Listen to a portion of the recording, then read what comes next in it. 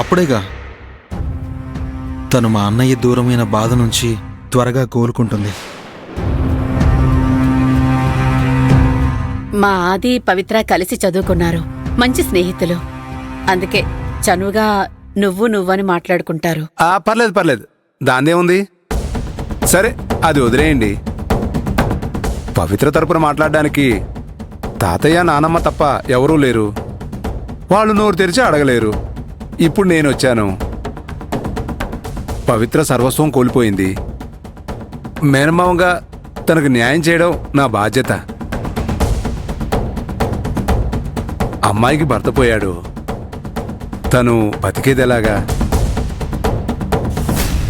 మీరు పవిత్ర తరపున డబ్బులేమైనా fixed deposit చేశారా?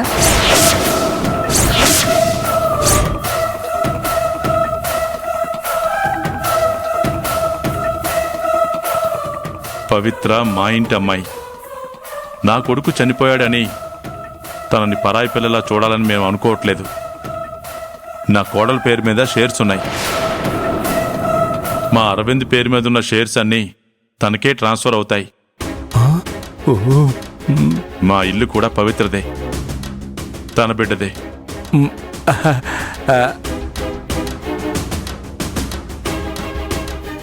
ఇంకొక విషయం, నా ఫ్రెండ్ రాజశేఖర్ కూతురికి వీడికి పెళ్లి నిశ్చయం కూడా అయిపోయింది.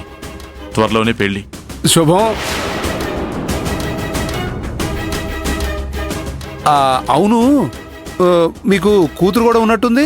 అవునండి, తన పెళ్లి చేస్తే నా బాధ్యత తీరిపోతుంది అనుకున్నాను. కానీ ఇప్పుడు పవిత్ర జీవితానికి ఒక దారి చూపించాలి కదా. నా బాధ్యత తీరదు.